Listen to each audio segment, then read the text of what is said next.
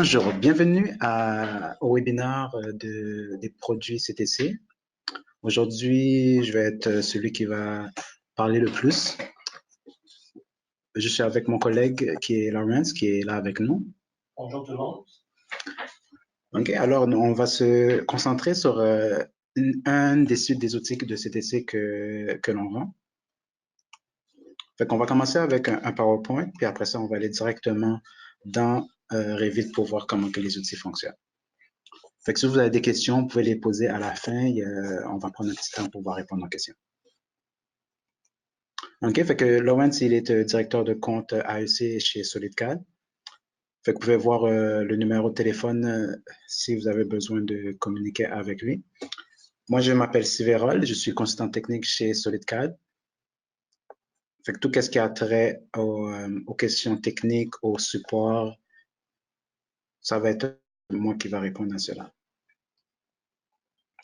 OK. Pour ceux qui ne connaissent pas SolidCAD, nous offrons plusieurs types de services. Ici, on voit quelques images qui nous montrent un peu qu'est-ce que l'on fait. Fait que ce soit de la formation, consultation, gestion des données et collaboration, analyse des flux de travail, service, scan to BIM, optimisation des...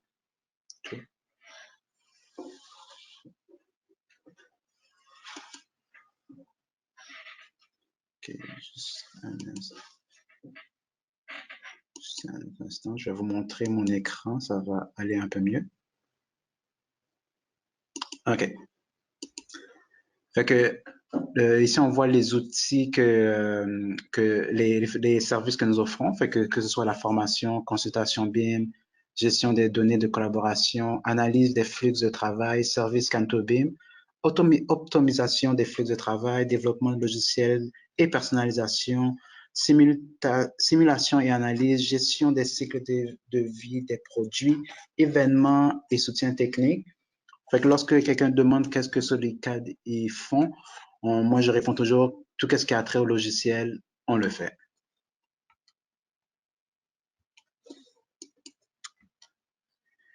OK, fait que SolidCAD c'est une compagnie canadienne. On a plusieurs bureaux à travers le Canada. Ici, on a une liste des centres de formation qu'on a aussi. Fait qu'on a des bureaux que ce soit de l'ouest jusqu'à l'est. Fait qu'on couvre quand même tout le Canada. Fait que étant un revendeur Autodesk Platinum, on se doit d'offrir un service où ce que peu importe le temps dans les heures de bureau que vous appelez, on va toujours être disponible à répondre à vos questions et à vous aider à résoudre vos problèmes.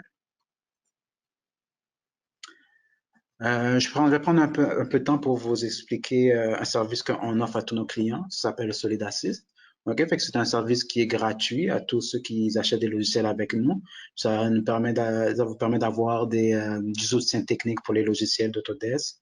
Ça donne aussi des supports au travers de l'installation pour les déploiements de ce réseau. Ça aide aussi à aider à gérer le site web Autodesk Account d'Autodesk, pouvoir gérer les utilisateurs. On peut aussi offrir le service de consolidation de contrats et de licences. Ici, on a une liste des associations et des parrainages qu'on a, et c'est tout au travers du Canada. Fait que ici, vous pouvez voir les logos. Je n'ai pas besoin de les nommer un après l'autre. Ici, on voit les produits qu'on vend. Fait qu'on ne vend pas seulement du Autodesk. On a plusieurs types de produits qu'on vend. Fait qu'ici, on va avoir Matterport, qui est un scanner laser. On a les outils CTC, on va parler une partie aujourd'hui. Lumion pour le rendu 3D, Faro qui est encore scanner, Leica scanner aussi, Chaos Group V-Ray qui va être pour les rendus, Dirofus pour la gestion des bâtiments au travers de Revit, Bluebeam qui est lecteur de PDF, Safe Software, Fluid Flow, Accurant Meridian qui va être pour la gestion des bases de données. Fait qu'on offre tous les services par rapport à ces logiciels-là. OK, maintenant, on va se concentrer sur les outils de CTC, nous sommes le revendeur officiel au Canada. Fait que ici, on voit toutes les suites que CTC vend. OK, fait que nous, aujourd'hui, on va seulement s'attarder sur celui-là. OK, fait que ça va être les outils verts qui s'appellent le BIM Project Suite. OK, fait que pour résumer, Qu'est-ce que cette suite-là permet de faire? Elle permet aux utilisateurs d'Autodesk, de Revit, d'automatiser des tâches qui sont courantes. Fait que ça permet de créer, gérer des vues de travail efficacement avec les données de Revit et cela plus rapidement qu'on le fait nativement avec Revit.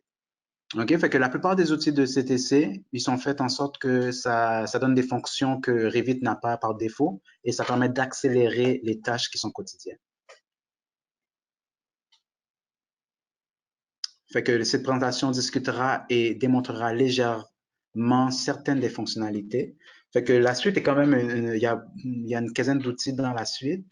Fait que si on passerait pour expliquer chacun des outils, on serait là toute la journée. Fait qu'on va parler de quelques outils, comme ça va être assez rapide. OK, ici, on voit un peu les objectifs qu'on a aujourd'hui. Ça va nous permettre de différencier les outils gratuits et les outils qui sont payants. On va voir une description des outils les plus populaires et on va voir comment on peut faire pour obtenir les outils. Et on va parler un peu rapidement comment on peut faire pour le déployer sur un environnement de réseau. OK, fait que on pourrait passer toute la journée avec un PowerPoint, mais on va aller directement dans Revit. Je pense que ça va être un peu plus agréable.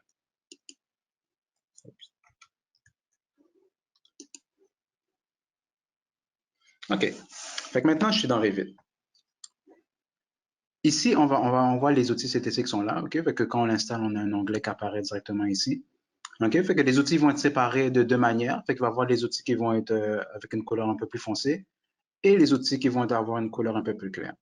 OK? Fait que les outils qui ont une couleur un peu plus claire, ça, c'est des outils qui vont être gratuits.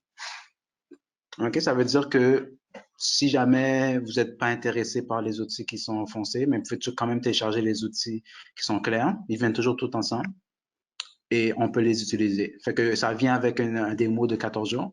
Après les 14 jours, les outils qui sont clairs vont continuer à fonctionner et ceux qui sont foncés vont arrêter de fonctionner. Il va demander pour une licence, mais on peut quand même utiliser ceux qui sont clairs.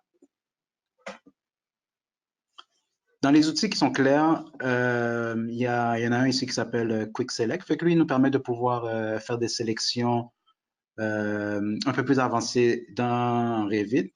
Fait qu'on peut le voir comme étant un filtre. Fait que c'est comme si on avait un fil de sélection en tout temps. Fait qu'à la place d'aller puis créer un fil pour pouvoir sélectionner certains éléments dans notre vue, on peut passer par là et créer des sélections, des fils de sélection assez rapidement qui permettent de sélectionner différents types d'outils, d'éléments plutôt. Fait que si jamais je voudrais sélectionner toutes les tables qui commencent par A, fait que je pourrais le faire directement par Quick Select. Il y a Renumbering qui est renuméroté. Lui nous permet de pouvoir renuméroter plusieurs types d'éléments. Fait que lui, qu'est-ce qui est bien, c'est qu'il peut nous permettre de renuméroter les pièces, les portes, les quadrillages, les numéros de détail et en bout de ligne, tous les éléments qui ont des marques. OK? Fait qu'au fond, on peut tout renuméroter. OK? Fait que si on a le temps, on va essayer de passer rapidement sur celui-là. Il y a le renuméroter les détails qui est un outil qui, je sais que, a causé des problèmes une action qui a causé des problèmes à plusieurs personnes. Quand on commence à numéroter les dessins sur une page et après ça, mi-projet, quelqu'un nous demande de renuméroter parce qu'ils veulent que le 1 soit plus à la même place. Fait qu'il faut tout changer les numéros parce que dans Revit, on peut avoir deux fois le même numéro. Mais lui, avec cette option-là de auto-swap, il nous permet de, si jamais je dis de devenir le numéro d'un autre, il va juste changer automatiquement. Fait que j'ai pas besoin de renuméroter l'autre, il va se faire automatiquement. On va commencer dans les exemples directement. Fait qu'on va aller dans celui qui s'appelle View Creator, qui est un créateur de vues. Fait que si je regarde ici mon projet dans ma liste ici, je vois que j'ai une vue générale, j'ai une vue de site, j'ai une vue de drafting ici, une vue de rendu. Fait que j'ai pas beaucoup de vues, j'ai pas assez de vues pour pouvoir vraiment travailler. Fait que je vais aller directement ici dans mon View Creator.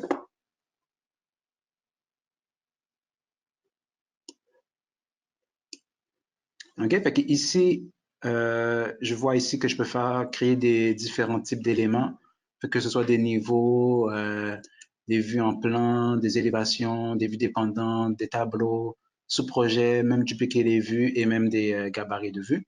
Mais nous autres, aujourd'hui, on va se concentrer sur les plans et plafonds ici, plan et ceiling. Fait qu'on va créer des vues. Fait comment ça fonctionne? Moi, je clique les niveaux sur lesquels que je veux que les vues soient créées. Après ça, ici, je vais choisir un gabarit de vue. OK? Fait que pour cet exemple, je vais choisir un plan d'étage, un plan de code. Je vais choisir ici aussi un plan de fini. Après ça, je vais choisir dans quelle phase que je veux. Là, je dis la nouvelle construction. Puis ici, en bas, je vais voir que je peux nommer les vues de la manière que je veux. Fait que ici, j'ai des abréviations.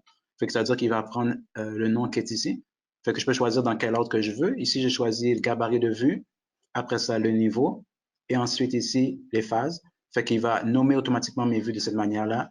Et c'est une bonne manière de pouvoir avoir un standard pour nommer nos vues. Fait qu'ici, je vais dire rajouter. Fait que lui, il me crée une liste. Il me demande si tout est correct. Là, moi, je vais dire créer les vues. Et comme ça, en quelques secondes, j'ai créé 21 vues. Fait qu'on va fermer et on va regarder qu'est-ce que ça a fait réellement.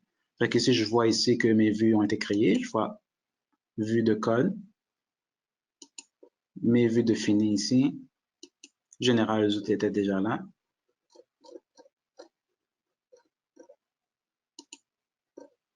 Puis ici, j'ai des vues d'étage.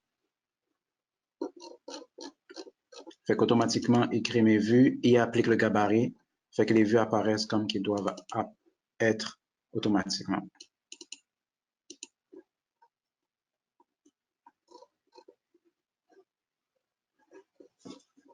OK, fait que maintenant, ici, on regarde notre bâtiment. Disons que le bâtiment il est trop gros pour entrer sur une page. Qu'est-ce qu'on doit faire normalement, c'est de créer des vues dépendantes pour pouvoir séparer le bâtiment en deux. Fait que là, ici, si je regarde ici en 3D, je vois ici, j'ai deux scope box qui ont été déjà préparés sur ce modèle-là.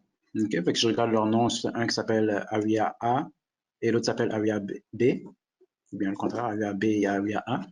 Fait que là, moi, je vais dire aux outils de CTC, le View Creator, crée-moi des vues dépendantes, puis applique automatiquement le Scobox qui est là. Comme ça, mes vues vont déjà être préparées. Fait que ça sauve un étape. Fait que là, je vais dire, je vais retourner ici, dans mon outil CTC ici.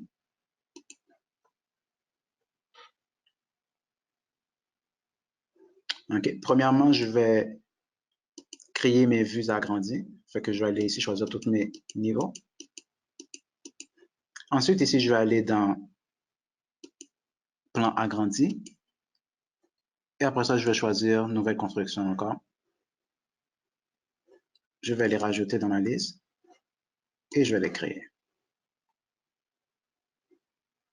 Une fois que ça s'est créé, je vais aller ici dans les vues dépendantes. Je vais agrandir un peu pour voir le nom de mes vues.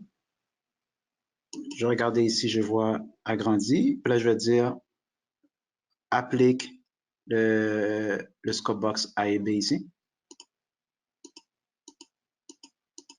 Fait qu'automatiquement, lui, il va créer deux vues dépendantes par rapport à chacun de ces niveaux-là.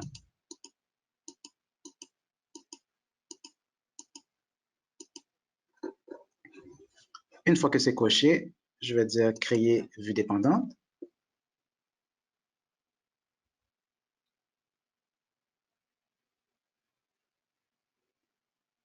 Ici, on voit qu'il a créé 14 vues. Si je ferme ça ici, je m'en vais ici dans les plans agrandis, fait que je vois que j'ai mes vues dépendantes qui ont été créées ici.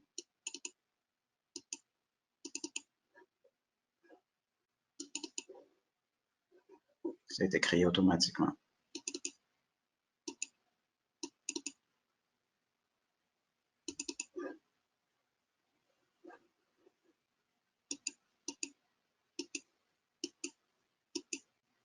Okay, on peut faire bien des choses avec le View Creator, mais ça, c'est juste un exemple des trucs qu'on peut faire. Après ça, on va avoir un autre des outils qui serait un des outils les plus populaires qu'il y a dans la suite de BIM Project Suite. OK, fait que ça va être celui qui s'appelle Spreadsheet Link. OK, fait que lui, qu'est-ce qu'il nous permet de faire? Il nous permet de pouvoir élever les données. Fait que c'est sûr qu'on sait que Revit, il y a beaucoup de données qui sont dedans. Fait que lui, il nous permet de pouvoir gérer les données d'une manière plus facile. Fait qu'on sait qu'on est limité Si je retourne ici sur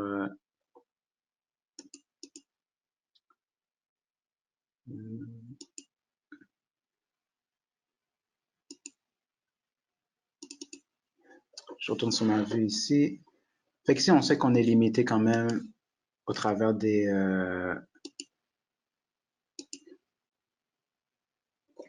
données qu'on peut changer dans Revit.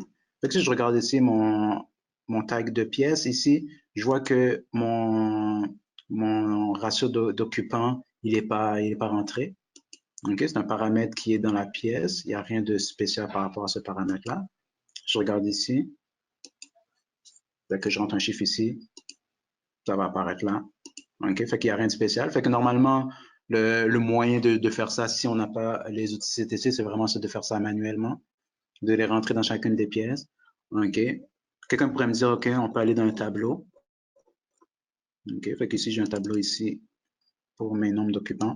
Mais encore là, je pourrais les faire comme ça. Mais on s'entend que c'est lent. OK, le gros problème qu'on a dans Revit, c'est que même si je mets un chiffre ici, j'ai pas de moyen de prendre ce chiffre-là pour pouvoir le copier rapidement dans toutes mes cellules ici. OK, fait qu'on sait qu'il y a des programmes qui existent déjà qui nous permettent de pouvoir exporter tout cela sur Excel puis pouvoir le ramener après.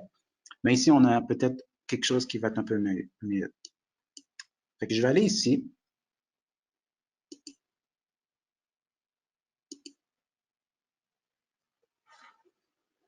OK, puis ici, lui nous permet de pouvoir gérer les données dans Revit. Fait que je peux soit créer mon tableau d'information directement à partir d'ici, ou bien je pourrais aller ici et choisir un tableau qui existe déjà. Dans ce cas-là, le tableau existe déjà. Et ici, on va le sélectionner. Fait qu'une fois que je sélectionne mon tableau, on va voir automatiquement les données vont apparaître ici.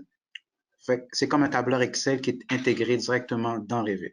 Fait que pas besoin d'aller dans Revit, on peut le faire directement là. Fait que si jamais j'aurais voulu aller dans Revit, je peux quand même l'exporter. Je le sauvegarde puis je l'exporte. Puis après ça, je peux travailler dans Revit, dans Excel puis le ramener. Mais sinon, je peux le faire directement dans Revit parce que j'ai exactement les mêmes fonctions que Revit. Fait que si ici je regarde dans mon tableau, qu'est-ce que j'ai besoin? C'est la superficie divisée par la superficie de personnes qui va me permettre de pouvoir me donner c'est quoi le chiffre qui va ici. Fait que si je m'en vais ici, puis là, je vais faire comme Excel. Je vais aller égal. Je vais choisir cette case-là, divisé par cette case-là. OK? Et là, il me donne une erreur. OK? Fait qu'un des problèmes dans Revit, c'est que les unités apparaissent directement là. Mais CTC est venu avec la solution. Il nous donne accès à ces petites cases-là qui nous permettent de cacher directement les unités de symboles. Okay. Une fois que c'est fait, ici, je peux retourner là. Fait que là, je vois que j'ai plus d'unités de symboles. Je vais refaire ma formule. Je vais dire égal, divisé, égal, puis OK. Fait que là, il me donne automatiquement mon chiffre qui va selon ça. Fait que qu'est-ce que je peux faire? Je peux faire comme Excel puis aller ici et faire tous mes chiffres ici. Mais on peut aller encore plus rapidement parce que normalement, quand on est dans un tableau comme ça, si je fais une formule ici, c'est pour toute la ligne, c'est pour toute la colonne. C'est rare que j'ai besoin de faire une formule ici avec une formule différente ici. Fait que si je retourne ici dans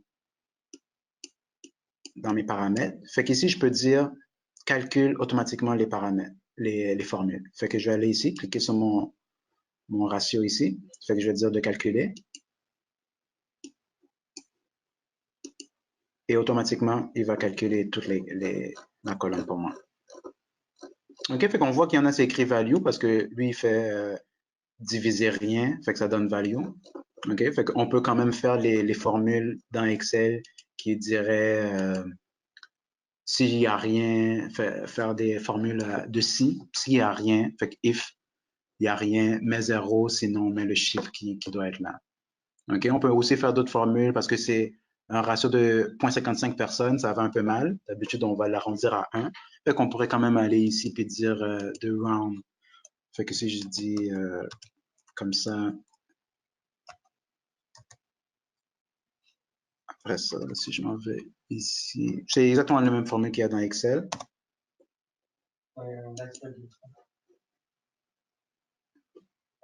Oh, OK. Il faut l'écrire de la bonne manière, sinon ça ne fonctionne pas. OK, fait que je pourrais les arrondir comme ça. et ça va être la même chose. Fait que c'est quand même un outil qui est quand même assez puissant. Il nous permet de faire bien des choses. Et encore une fois, si on va en détail de tout ce qu'on peut faire avec, on va être là toute la journée. OK? Fait que si on analyse, qu'est-ce qu'on voit ici, c'est qu'on voit nos colonnes qui viennent de Revit directement ici. On voit ici les Element ID des éléments. Fait que ça vient directement de Revit. OK? Puis quand on voit que les colonnes, ils vont être de couleurs, soit qu'ils vont être vertes, soit qu'ils vont être rouges. Puis si je regarde ici, je veux dire, ils vont soit être vertes ou bleues plutôt. Fait que quand ils sont verts, ça va être des instances. Puis quand c'est les colonnes sont bleues, c'est parce que c'est des types. Fait que si je change un type, ça veut dire que toutes les bleus, ils vont changer. Si je change un vert, c'est individuel. OK, fait que là, c'est bien. On a fait nos calculs. Mais tu sais, si je regarde dans Revit, il y a rien qu'à changer. OK, fait que je dois quand même faire l'action pour dire, prends les données de mon tableau, puis amène-le dans Revit. OK, je vais juste remettre mon tableau. Est-ce que je OK, fait que là, ici, je vais aller ici, puis je vais dire appliquer. Fait que j'aurais pu avoir plusieurs pages ici, mais dans ce cas-là, j'en ai juste une. Fait que je peux dire applique ActiveWorks7, Worksheet plutôt. Puis là, je vais dire OK. Et il va me dire, est-ce que tu as appliqué tout cela à Revit? Je vais dire oui. Puis il va me donner un petit rapport. Il va me dire, OK, 154 éléments ont été changés. OK, fait que on s'entend que si j'avais les 154 pièces à changer, ça m'aurait pris beaucoup plus de temps que qu'est-ce que j'ai pris pour le faire maintenant. Fait que maintenant, je vais aller regarder dans Revit. Oups, je ne voudrais pas fermer Revit. Fait que là, il me demande si je veux sauvegarder mes settings. Fait que ça veut dire que qu'est-ce que j'ai fait là, je pourrais le sauvegarder. Puis si jamais j'ai un autre projet qui a les mêmes paramètres, je pourrais juste l'appliquer. Je n'aurais pas besoin de recréer encore qu'est-ce que je viens de faire là, il va le faire automatiquement. OK, dans ce cas-là, je vais dire non. Puis là, on voit que nos données sont rentrées automatiquement. Fait que c'est un outil qui est quand même assez puissant et nous permet de sauver beaucoup de temps.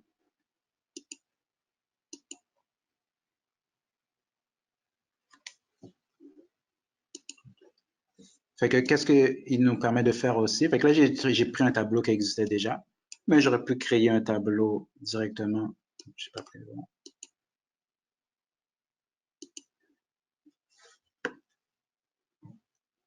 Fait que j'aurais pu créer un tableau directement. Fait que si je m'en vais ici dans les pièces ici.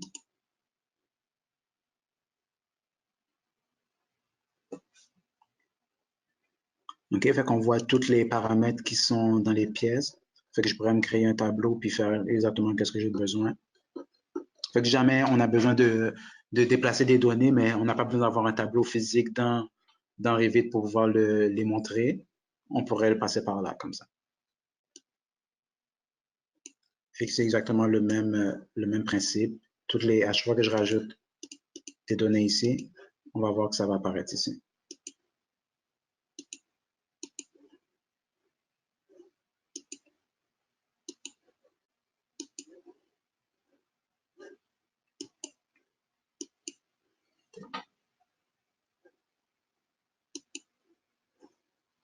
OK. Fait que ici, on va voir aussi qu'il y a le spreadsheet Link Express. Fait qu'au fond, lui, qu'est-ce qu'il fait? Il prendrait les settings qui ont été sauvegardés.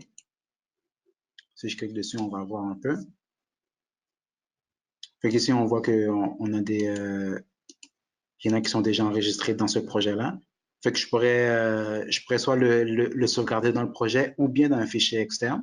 Fait que si jamais j'aurais toujours besoin de refaire un calcul de la hauteur du plafond ou bien de fini, peu importe c'est quoi, je pourrais les mettre dans un archive. À chaque fois qu'on a besoin de faire ces calculs-là, on a juste à dire Apply Setting et lui, automatiquement, il va faire les formules qui ont été faites dans la partie tableur comme Excel et on n'a pas besoin de les faire manuellement à chaque fois.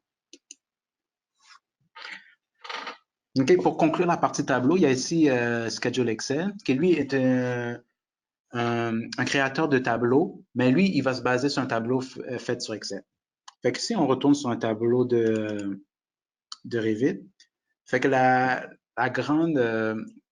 grand problème ou bien le défaut du tableau de Revit, c'est que lui, il peut pas jumeler des cellules qui sont un en dessous de l'autre.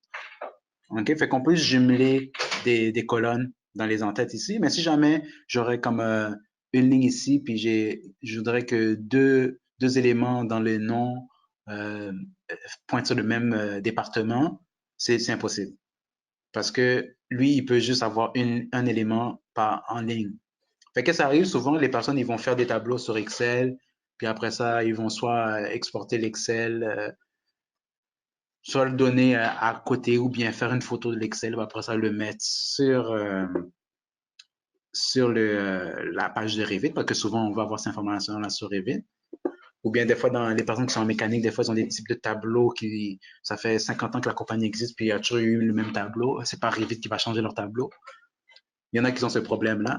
Mais avec le schedule Excel, on peut exporter un tableau d'Excel puis l'amener directement sur Revit, puis ça devient comme étant un tableau Revit. C'est sûr que les données ne sont pas intelligentes, mais si le tableau a été changé, on peut le mettre à jour automatiquement.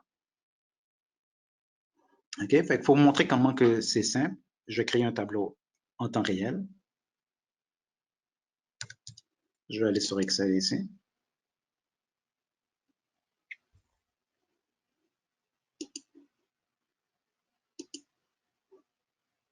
OK, fait que je vais faire un tableau avec quelques cellules. Fait que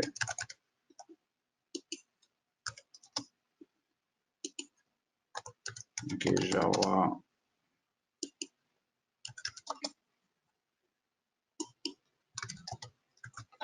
oups. OK, c'est juste un exemple, c'est pas vrai. Si vous avez des formes données, vous pouvez quand même les donner. Fait qu'ici, je vais créer un tableau, je vais mettre des données ici aléatoires. Je vais essayer d'aller avec des chiffres.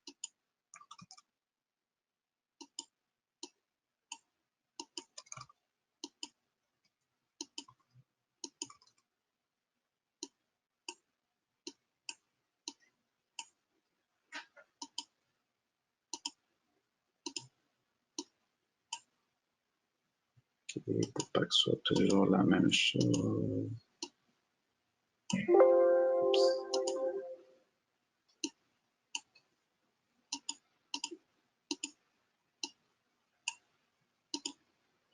OK, fait que là maintenant, on va créer un formatting avec ça.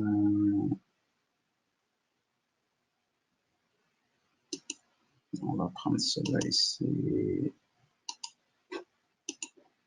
OK, fait qu'on a un tableau, on a de la couleur et tout. On va sauvegarder ça.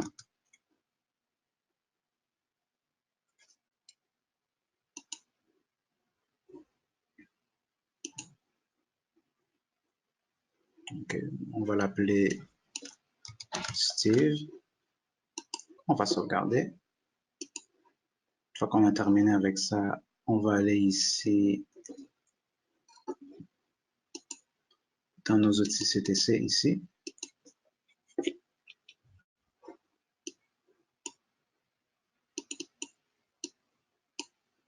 Et ici, je vais rajouter le tableur Excel. Je vais en ouvrir un. Je vais aller ici sur mon bureau. Je vais faire ouvrir. Fait qu'on voit que le tableur apparaît ici. On peut jouer avec les options de graphique, AutoC. On peut préserver tout ce qu'on veut ici.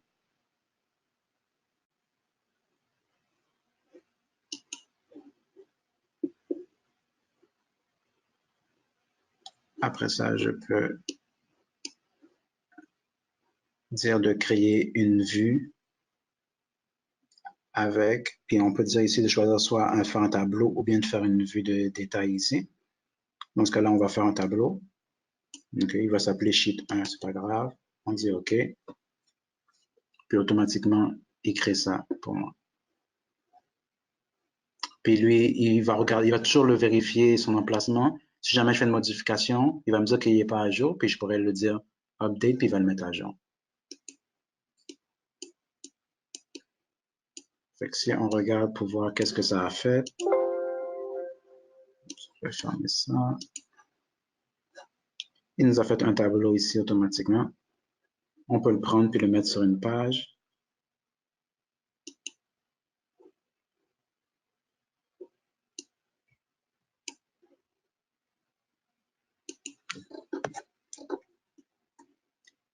Fait que le tableau est fait pour nous automatiquement ici. Fait que si jamais je faisais des modifications, j'ai juste à retourner ici. Et puis de dire update et il va les mettre à jour. OK, fait que pour des situations bien précises, ça peut être bon. Mais comme n'importe quoi, c'est un outil qu'il ne faut pas abuser parce que les données, ils sont dans Excel.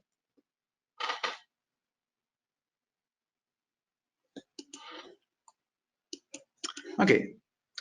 Un autre outil que moi j'aime bien, c'est Revision Manager. Fait que lui, qu'est-ce qu'il permet de faire? Il permet de pouvoir gérer les révisions. Fait que disons que moi, un vendredi matin, quelqu'un me dit, OK, on a 4500 pages, puis il faut mettre la révision émise pour construction dessus. Fait que c'est une révision qui n'a pas, qui a pas de nuage qui est associé pour vraiment aller sur chacune des pages manuellement pour la mettre. OK, fait que si on regarde le procédé régulier, je m'en vais sur la page, je m'en vais sur Edit, puis je clique ici, puis je dis OK, et puis après ça, ma révision va apparaître. OK, un processus qui est très long. OK, il n'y a pas d'autre moyen de s'en sortir pour faire ça plus rapidement que ça. Mais il y a un outil ici de CTC qui nous permet de pouvoir accélérer le processus. Donc, si moi je dirais, OK, j'ai toutes ces pages-là, j'ai besoin de mettre une révision sur toutes ces pages-là, je m'en vais ici dans mon Revision Manager.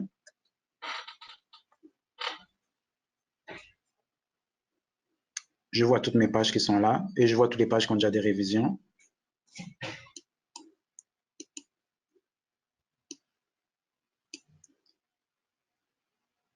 OK, fait que je pourrais arriver ici. OK, j'ai besoin de révision ici, ici, ici. Finalement, cette révision-là, elle doit aller sur toutes les pages. Fait que je pourrais faire ça comme ça.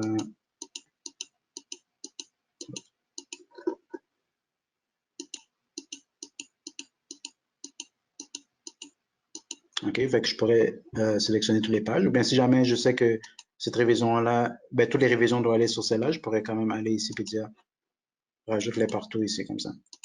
Fait que je pourrais faire ça comme ça. Fait que j'ai les 4 révisions qui apparaissent sur la page. Fait qu'une fois que j'ai choisi toutes mes pages, je dis OK. Et lui, automatiquement, il a créé toutes les révisions sur les pages pour moi.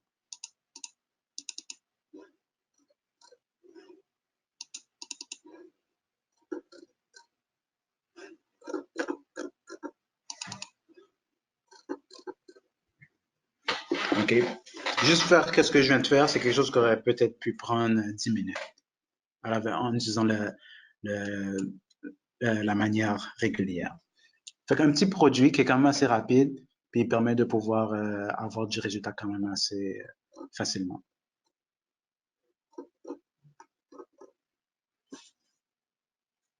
OK. Fait que maintenant, je vais pas être celui qui essaie de juste vendre des produits. Je vais essayer d'aller dans un qui est gratuit. Fait qu'ici, on va utiliser celui qui s'appelle Renumbering. Fait que je vais prendre un exemple ici. Fait que je vais aller, disons que,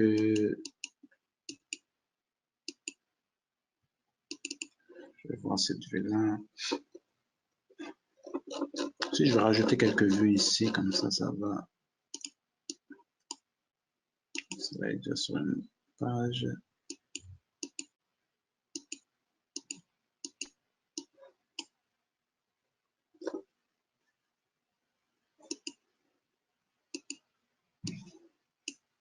Un peu gros pour la page.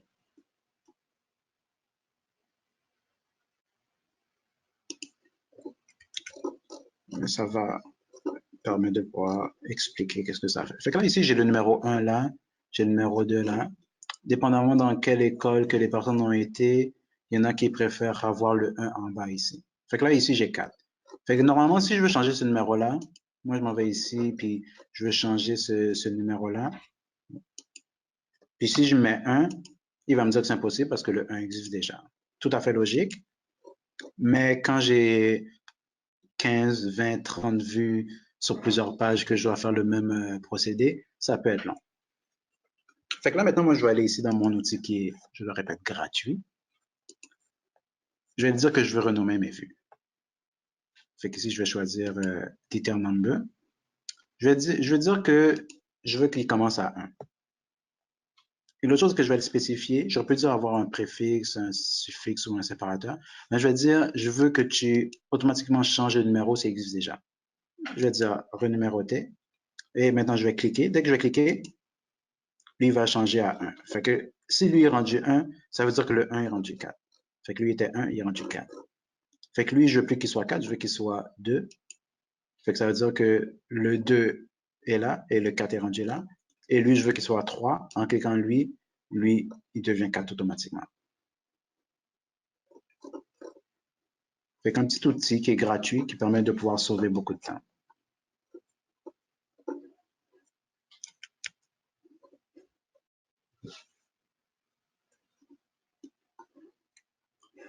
OK. Un autre outil qui peut permettre de sauver beaucoup de temps, mais dans ce cas-là, plus au gestionnaire BIM, ce serait Invisibility Advisor.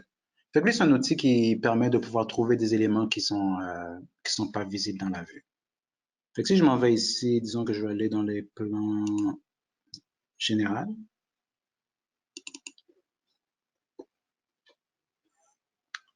Fait que disons que je m'en vais ici sur Invisibility Advisor.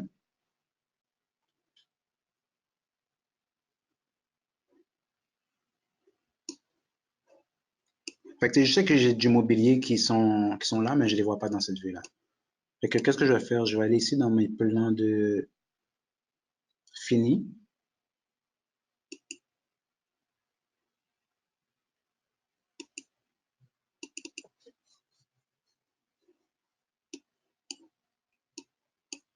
OK? Et je vais sélectionner un élément qui est là. Disons qu'il y a cette table-là, je ne la vois pas dans mon autre vue.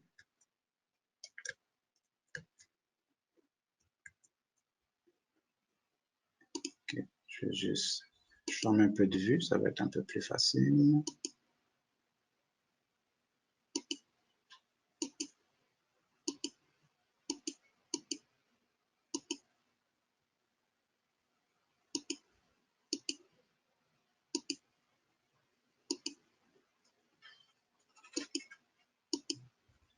OK. Je vais faire une fenêtre comme ça.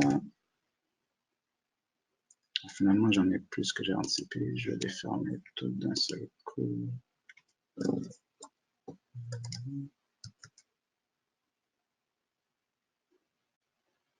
Comme ça, on va rouvrir celle-là. OK, maintenant, qu'est-ce qu'on va faire? On va faire comme ça. Maintenant, on voit, c'est pas le bon niveau. On voit nos deux vues qui sont similaires. Fait que là, maintenant, disons que je voudrais un bureau, je ne le vois pas dans cette vue-là. Je pourrais demander à mon outil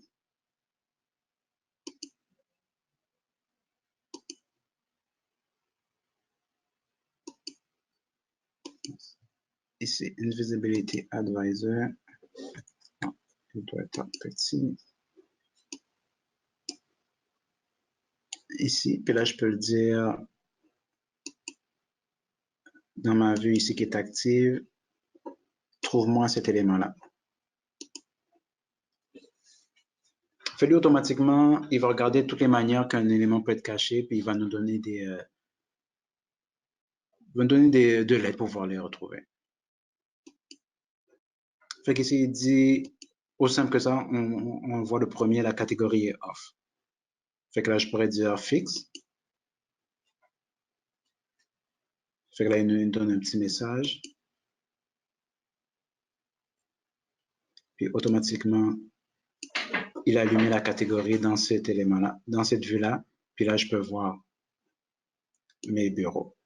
OK, fait que ça permet de sauver du temps, surtout pour les coordinateurs BIM puis les gestionnaires BIM.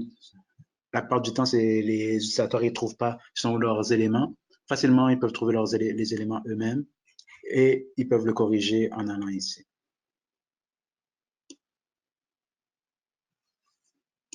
Okay. Fait que si j'essaie quelque chose d'autre, fait que si je me vais ici puis je fais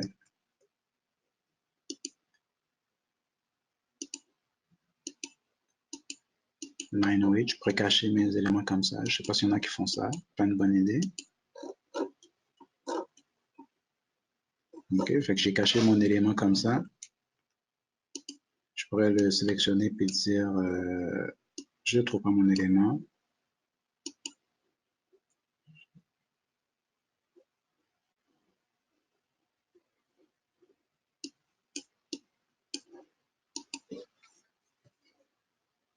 Et il dit que c'est les line work qui l'empêchent de pouvoir le voir.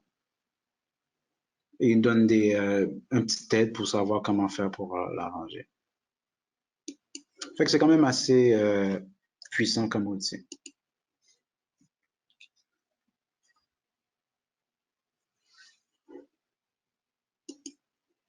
Dans les autres outils qu'il y a de disponibles, il y en a un qui permet de comparer des modèles. Fait que c'est comme si on prendrait une photo d'un modèle, puis après ça, on peut les comparer les deux ensemble. Fait que ça permet de voir les différences dans les modèles.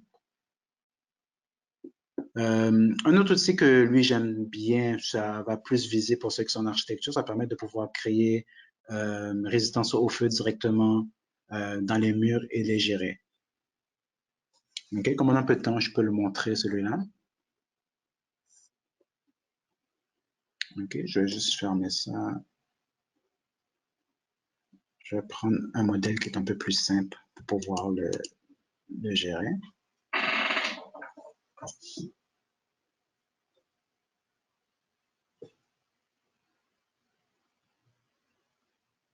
OK, pour ceux qui veulent savoir c'est quoi Hive, vous pouvez demander une démo. C'est pas de ça qu'on parle aujourd'hui. Dans template, je crois en 2019.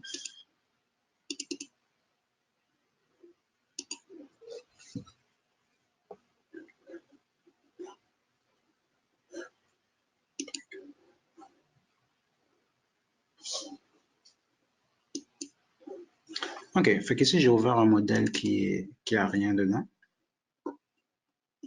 OK, fait qu'ici, je vais créer quelques murs.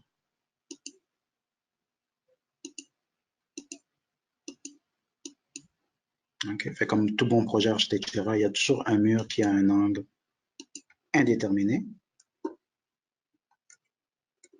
OK, fait que disons ici, j'ai quelques murs ici, je vais changer ces murs-là, puis fait que je vais aller chercher des murs avec des résistances, ça va être un peu plus facile pour moi. Je vais retourner ici, ici. OK,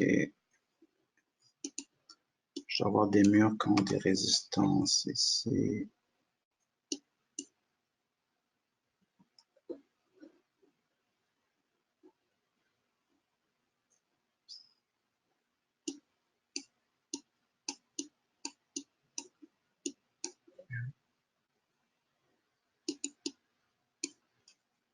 Ça comme ça. Je vais enlever mon cap lock.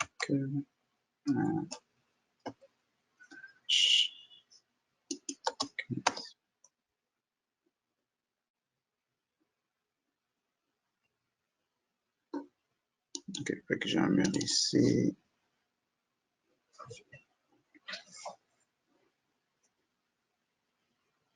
Loader directement là. Je vais me prendre un avec 0H.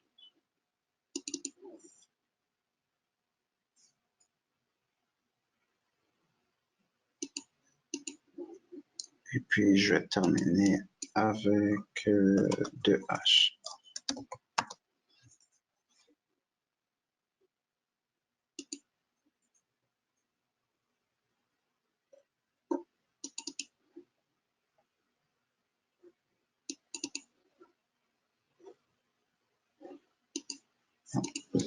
OK. Maintenant, j'ai mes trois murs ici. Je vais juste faire des match properties.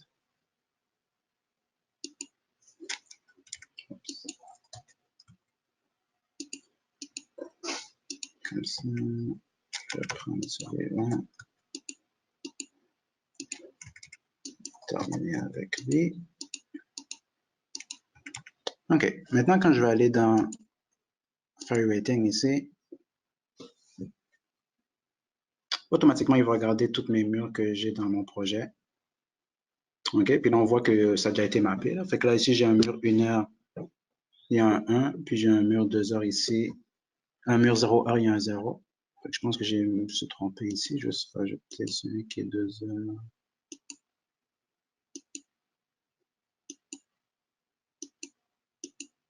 Alors, finalement, j'ai pris 2 1 heure. Là. Non, j'ai pris 2 0 heures, c'est pas grave. Là, maintenant, qu'est-ce que je vais dire? Je vais dire au file rating, je veux que quand on parle de un mur 1 heure, je veux que tu prends le style de ligne qui s'appelle 1 heure. Fait que préalablement, j'ai déjà créé un style de ligne qui s'appelle 1 heure. Fait que je vais dire, prends le style de ligne qui s'appelle 1 heure. Je vais faire la même chose avec le 0 heure. Et si j'avais 2 heures, j'aurais fait la même chose aussi. Une fois que c'est fait, je vais dire, maintenant, génère un graphique pour ces lignes-là. Fait que mets une ligne directement sur ces lignes-là. Je vais choisir ma vue avant.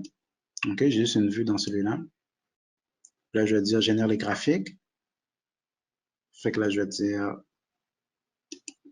OK. Puis automatiquement, lui, il a créé une ligne ayant le pattern de la résistance au feu que j'avais présélectionné. OK, fait que c'est sûr que les premières questions que les personnes posent, ils disent, mais qu'est-ce qui arrive si je bouge mon mur? Est-ce que la ligne va suivre? Non, il n'y a pas de magie qui se fait vraiment là. C'est une ligne 2D qui a été mise sur un mur 3D. Mais, il y a quand même une option de pouvoir mettre à jour le graphique. OK, fait que je vais retourner ici dans mon outil. Fait qu'avant que je dois émettre ces plans-là, je vais m'assurer de passer ici.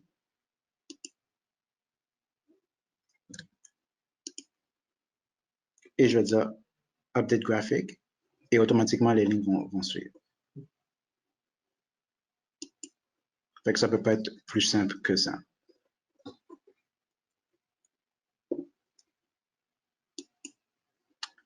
Et pour terminer, il y a un outil ici qui nous permet de pouvoir ajouter directement des vues d'AutoCAD, les mettre directement dans Revit. Okay? Fait que ça nous permet de pouvoir, on n'a pas besoin de passer par l'outil insérer, fait qu'on passe ici, puis automatiquement entrer.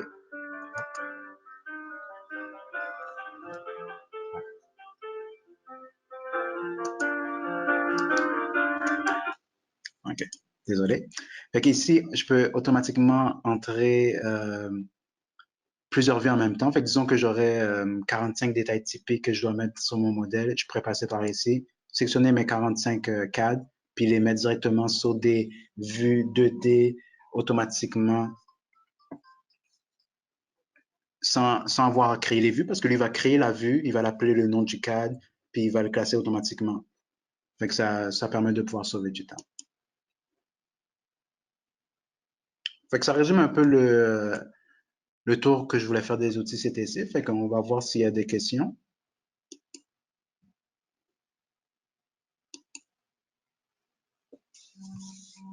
OK, fait que s'il n'y a pas de questions, nous, on va terminer ici.